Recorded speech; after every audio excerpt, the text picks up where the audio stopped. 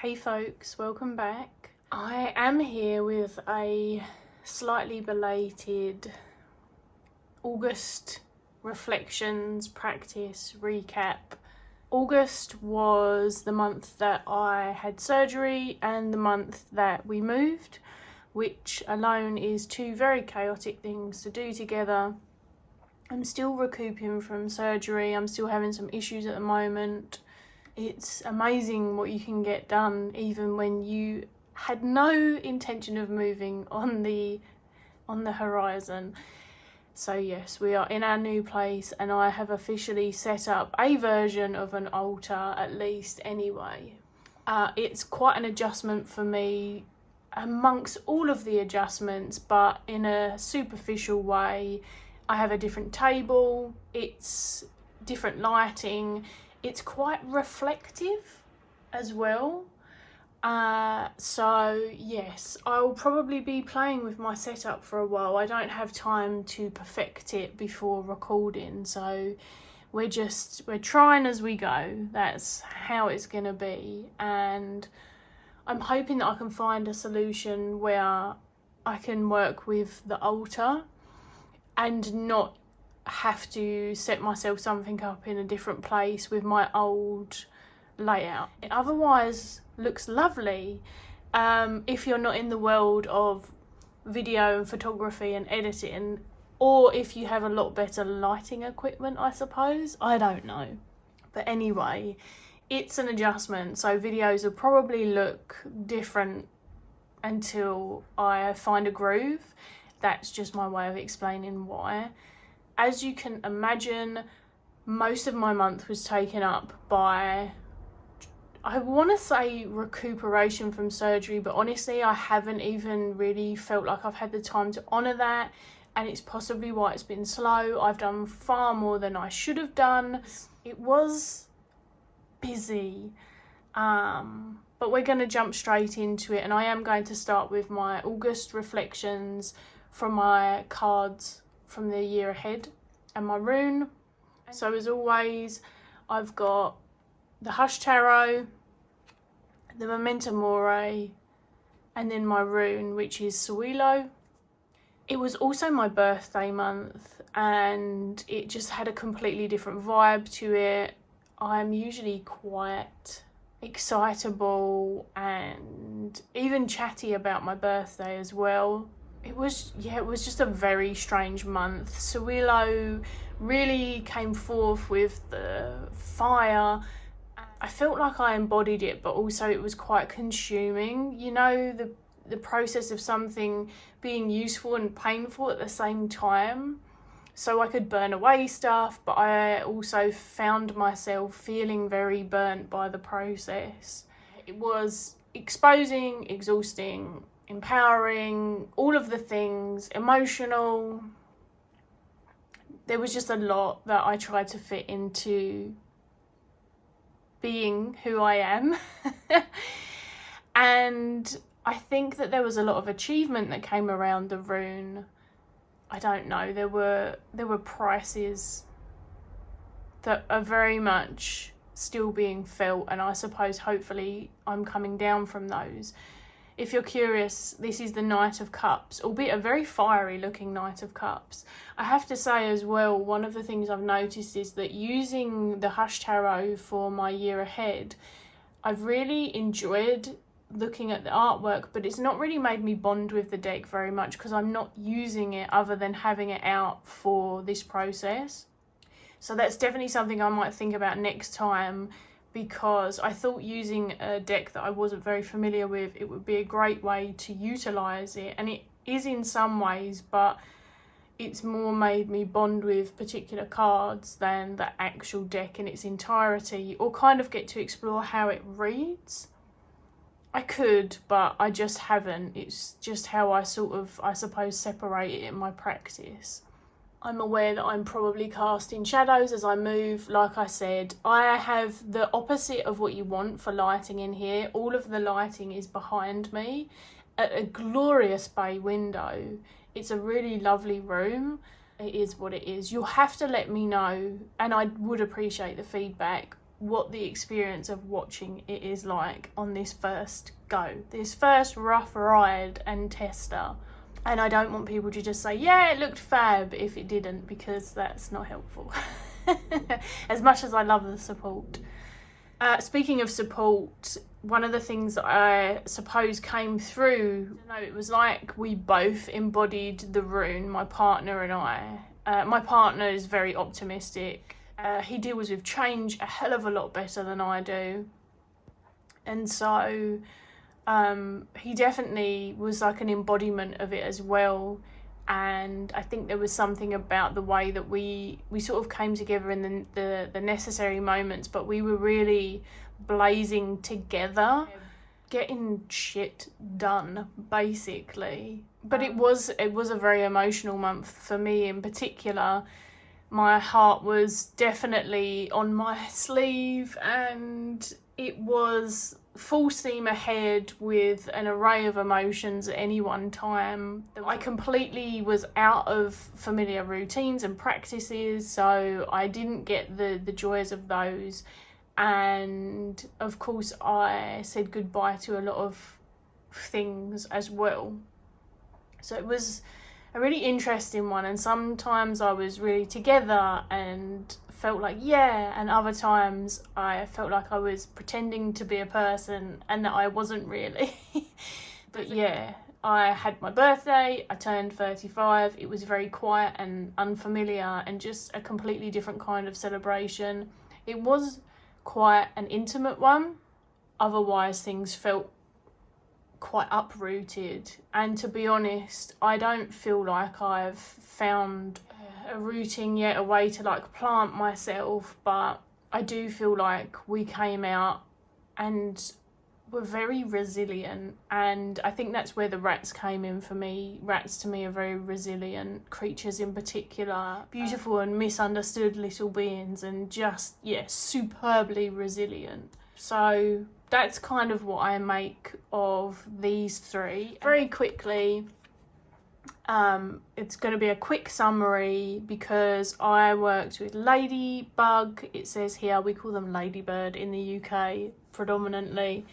That was the animal gnosis on my Patreon, which I run, and of course is always a big part of my month because that takes up a lot of my monthly practice. However, I had prepped all of this content at least by the end of the month before, so July, because I knew that I would have no real time to create, only sort of participate, show my face, engage, and all of those things. So it was a really interesting one, but I had some really cool interactions with ladybirds actually. The day of my surgery, before we went in, I saw a harlequin ladybird, which is they're slightly larger and they're black-shelled with red spots, and that was very cool. I haven't seen one of those before. They're actually not a native species over here, but are quite well established now. So a lot of my ladybird stuff was interacting with them and reliving some of the rhymes and stuff that I had grown up around. So things that I put into Patreon offerings they weren't all centered around the animal gnosis, and some months are, like I said, way different to others, but there was quite a lot to do with ladybird and the themes of the gnosis. So we had the gnosis reading itself, we had a spread around it, we dove into some European ladybird folklore and rhymes. That was fun. We had an insect-based mini exercise that was inspired by ladybirds in particular, and there was a lot of chat around that, which was really fun. And we did, I created a mini gratitude meditation, which is a very mini accessible one, because I know meditations, mindfulness, those kind of practices, they're not always accessible to people for various reasons. And then some of the other stuff that I offered or shared that month went off in a different direction. So I actually did a discussion that I had been planning for a while, which was fun. As I say, I recorded all of this in July as well. I was very busy in July. Spreads versus freeform reading. That was a really interesting discussion. I feel like it could have been expanded upon forever, but I essentially discussed what I get from both of those personally, and then I also discussed perhaps some of the benefits or pitfalls of either or as well, maybe as a consideration for people who are less familiar with one or the other, or just newer to card divination across the board.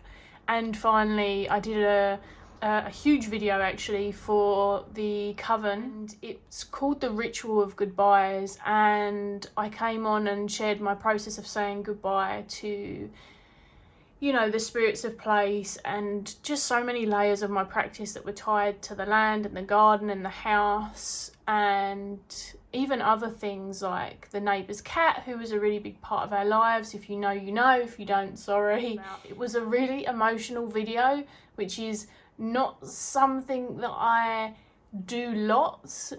It felt quite vulnerable, but also hugely significant in my practice and where I was at, but also something worthwhile sharing, because I don't know, sometimes they're the things that I hear spoken about less, not at all, but less, perhaps because they come up less, but they're still really significant parts of practice, and those shifts and the grief and the potential for the new place, just all of those layers. So it was a big month. Other than that, and moving, but perhaps I'll just share a little snippet of my altar here. But aside from moving and trying to find our bearings again, there's not loads. I have 2 decks to show you. I had 3 decks in total for my birthday, which was quite a surprise because it wasn't planned, it was just sort of how it happened. But one of them didn't come until yesterday, so that will be in next month's wrap up. So I'll show you those 2 decks. I haven't used them, but I have opened them and gone through them. I've talked about one. I'm actually planning on talking about the other at some point. I returned to reading fiction, which was freaking awesome. So let's, I suppose, do the decks first, and then for the people who aren't interested in like YA fantasy fiction, you can log on out. I feel like the tripod is more bouncy than usual. If anyone knows of a standing tripod for a mobile phone, so not one that you click onto the table because that's why it's wobbling, but like a really tall standing one that will bend over the table but hold a normal mobile as opposed to like a special camera, do let me know, because I have looked and it's the one thing I can't find. I can find everything that you can place on the table or attached to the table or near the table, but it has to be high up. I can't find any like giant standing tripods or situations that don't wobble. But you can see the first one, the first of my decks is the Somnia Tarot. So I got this, and I got the Thistledown Oracle, which I won't be showing because that was the one that arrived yesterday. They were both from my partner. I hadn't intended on getting any decks. My friend Logan got me excited about the Thistledown. It's a UK deck. I have 𝗬𝗁𝗃. It was very affordable. And then we were in Watkins in London, and they had the Somnia Tarot, which has intrigued me because of the themes that it was created within. And it is in order, and it's in order because I want to speak to my Patreons about it before I start using it. So I've seen other people talk about it, but in Watkins they have a display version of it out that you can shuffle and stuff. I knew the card stock was slightly larger, so I wanted to see how I felt about it, but I really enjoyed it. And considering it's so 𝗫𝗿𝗺 and there are parts of it that I don't think are going to do it for me in particular, I'm really into the photography. It is absolutely stunning. The elemental aspects to it, the landscapes in the background feel really evocative. And as someone who has sleep paralysis, not as much as the individual who created this, which I believe his name is Nicholas Bruno. Yep, that's what the box says. But I also have a lot of night terrors, just stressful nightmares, vivid dreaming anyway, very obscure dreaming, repeat dreams, you name it, very sort of liminal stuff where I'm half awake. Interestingly enough, a lot of stuff that it gets, if you're in the witchcraft side of things as well as tarot, sometimes I find that those things get quite glamorized, because of course people want to astral and have control over dreams and have liminal capability and stuff. And I can see the lure, and I do a lot of journey stuff, and it definitely means that I am more that way inclined, which is lucky in one way. But actually in reality there's some really harrowing parts of those processes, and they're really a space of feeling out of control, and not always one that people can just really quickly magically get in control of. So the concept that he built this deck around it just really intrigued me, and it's fucking strange. Like, it is, isn't it? I think that it's going to be one that ends up pleasantly surprising me in a lot of ways. It was just the quartz, really, and actually not this one. This is one of my favourite depictions. I've only flicked through this twice really quickly. I honestly haven't used it. The wands are probably my favourite, actually, so they're a really bad example, but they still are a good example of the knights on the horse, the queen and the king are in their thrones. There's not a lot additionally going on. You really are going from the overall, I want to say mood, but I feel like there's more of a mood in these ones in particular than the rest. I don't know, some of them just feel a little bit more two-dimensional than three-dimensional to me. They're not lacking at all, but I really think that's a reflection of how I engage with the Rider-Waite-Smith quartz across the board. Like when they're very Rider-Waite-Smith and they're in that stillness, whilst in some aspects there's a lot of room to breathe into that because you're less focused on the figures. In some other ways, I don't really feel the energetic embodiment. It's just another queen, another queen, another king, another king. I think the elements might have a factor, but it's really hard to say until I actually use it. So I'm very excited for it. I love photography and yet barely have any photography decks. I must be fussy or there must be less of them. I am a fussy person when it comes to my decks now. So yeah, who knows? Oh, also I did get the big book. It was a birthday present. It's quite sumptuous seeing those details in a larger format, and it's an interesting one because the book doesn't have a lot to the meanings. It's still quite concise, but it felt mostly purposeful of why certain things might have been included in the imagery, and that always intrigues me. So because it was a birthday present, because it is not a cheap book, I'm not surprised the production quality of it is outstanding. But anyway, I got that too.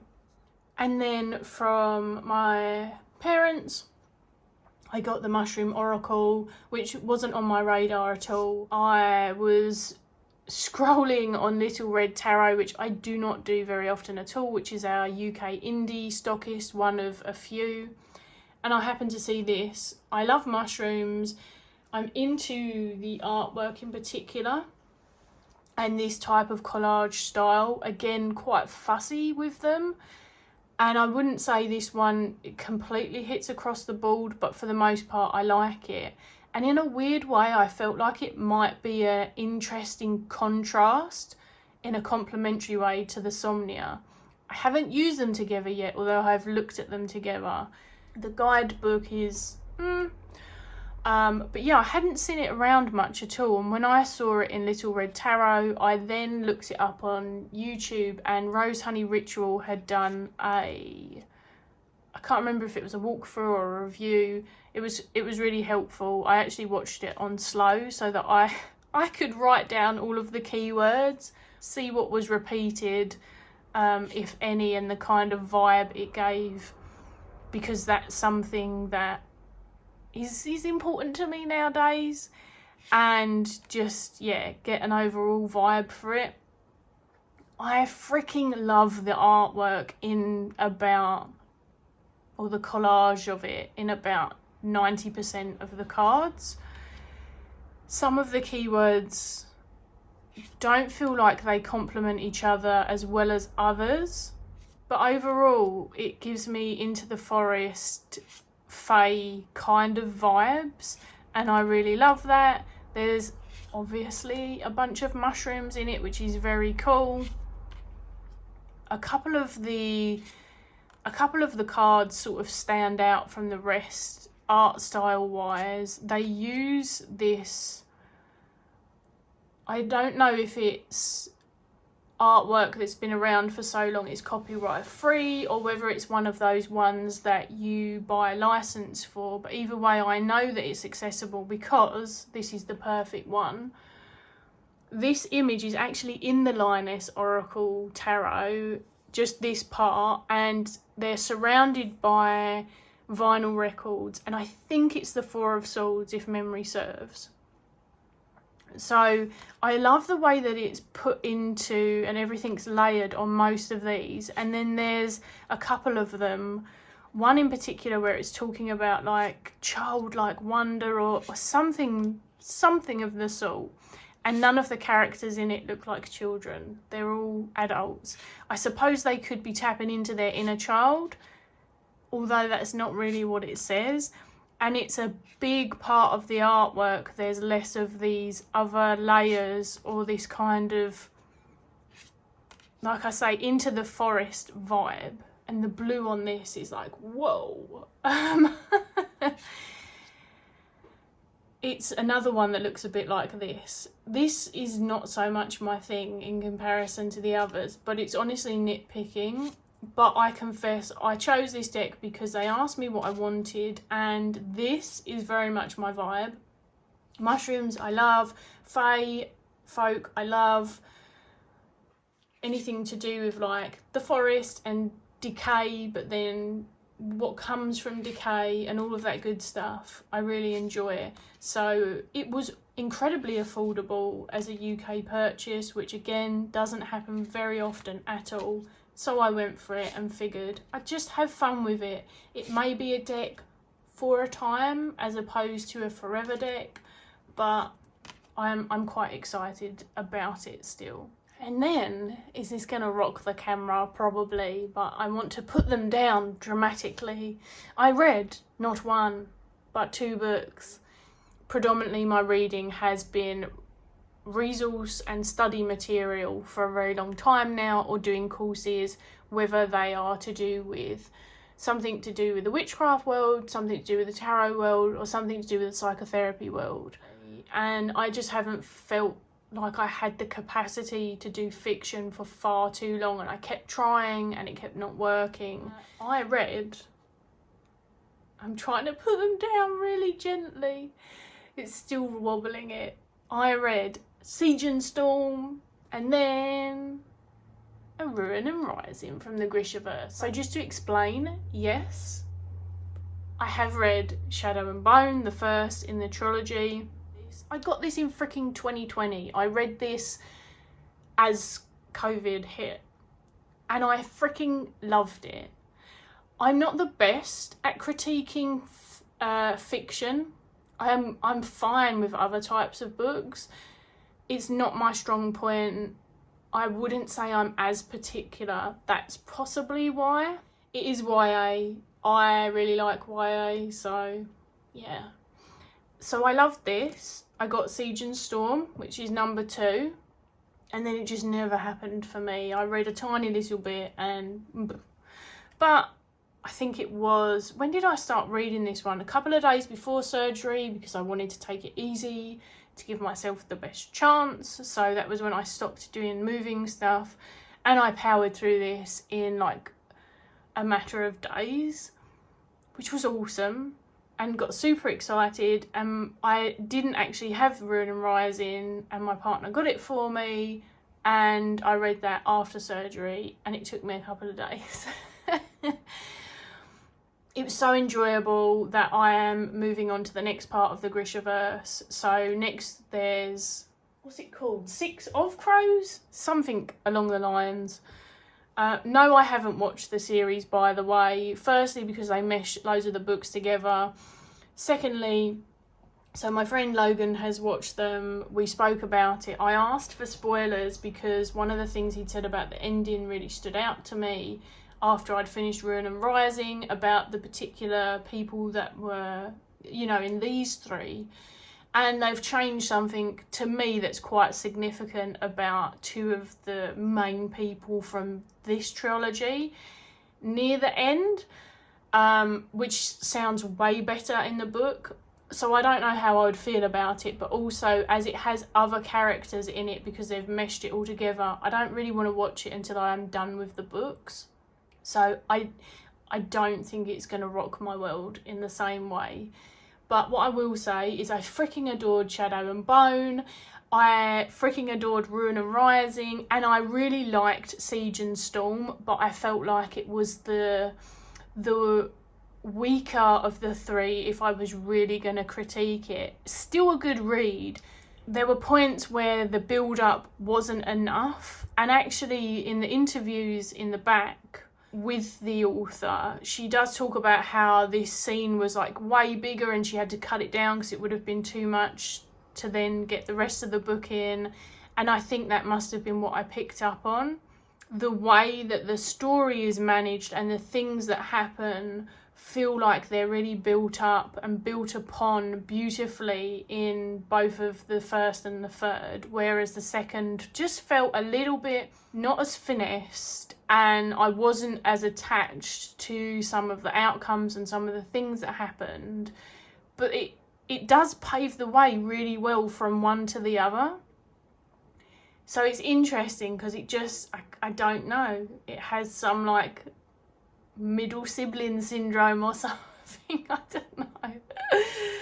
It's, yeah, I still enjoyed it. It's just was the least of the 3 basically. And I feel like there were surprises in the first one in Shadow and Bone, but also in Ruin and Rising I felt like there was a bit of a, I don't know if people would give it enough to be a plot twist, but certainly like a few fakies were thrown and I felt really invested. Like I say, I still read this one really quickly and I enjoyed it. It's just, if I was going to do my favourites, it would be the last, which of course there has to be a last place, unless they tied, which they didn't. So, but I was weirdly proud of myself for reading these, and I don't know what to tell you. It's invigorated me, and I'm sad that I've then had to have a gap, but you know, life happens. I can't remember if I said or not, but also I got a epic Pandora witch shop gift, and I can't remember if it came by July and I'd mentioned it in my July one or not, but there's someone who I've bought items from in the past, and then they sent me a gift box with just the most gorgeous items in it, some of which you'll have seen in my Ulta shop. So yeah, that's my month. I did watch some tarot and witchy peeps, but way less than I usually do. Honestly, I watched a lot of gaming peeps. I just like to chill and watch the streamers do their thing and kind of tune out a bit, I suppose. So that's what my month looked like, and I'm looking forward to finding some normality in September, hopefully. So thank you if you hung out for this long. Let me know how your August was. A few people have told me it was a weird, challenging, just different kind of month than they'd anticipated or that they used to. And yeah, I hope you're all well, and I will see you soon. Bye.